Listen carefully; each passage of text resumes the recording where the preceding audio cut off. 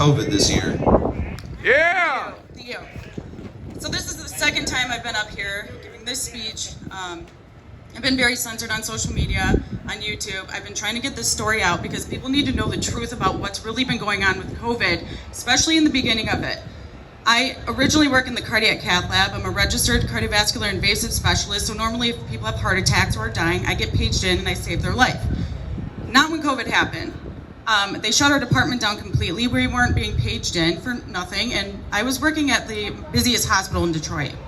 So something was really wrong. There's a lot of red flags going on. And another big red flag was a couple weeks before COVID was a thing, before the news told us, before we even knew, which was weird, we were getting letters from Medicare and Medicaid threatening to defund us, basically. They weren't going to reimburse us anymore because of the patients that were reoccurring and draining their system, basically. It was a really indirect way of saying, like, take care of these people or we're not paying you anymore because they're draining our resources. And it was pretty messed up because a couple weeks later, those specific patients got sick with COVID and we were told to let them die.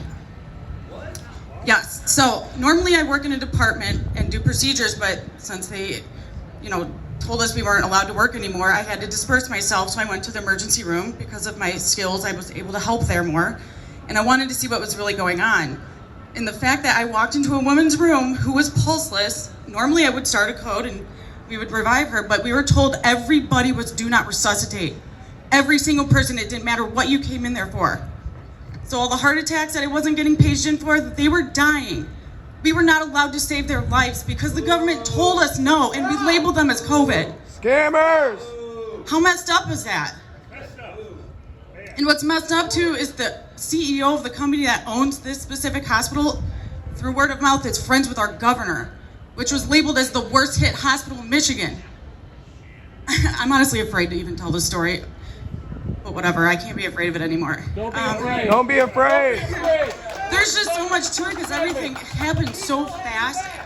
And it was like, wait a minute, what is going on here? Why are we treating people this way? Like, I didn't sign up for this. I went into healthcare to help people, not murder them and lie about their death certificates. And, oh, well, they were here 2 weeks ago with a cough, so we have to label them as COVID. That's where all these numbers and death tolls came from. And, so our governor paid over $1 million for 2 centers, the TCF Center and the Suburban Collection Show Place in Novi. There's over 1,000 beds in each place for all these COVID patients, right? My friend is a PA in the Army, and she worked at the TCF Center and said she had 16 patients the whole time. Where'd all those patients go? In the nursing homes to die. Nobody was saved in those centers, and she just signed another lease for both places until April. What is going on here? Wow. What is happening? Yeah. So about 6 weeks in, we're letting everybody die, labeling them as COVID. And the hospital I worked at was, naturally a high mortality rate hospital. So we had a lot of gang violence, gun violence, like overdoses. During COVID, the psych patients were through the roof, but they were all labeled as COVID for some reason. Insanity. Depopulation. Yeah. Well, it added to their agenda. It went with their narrative. Yep.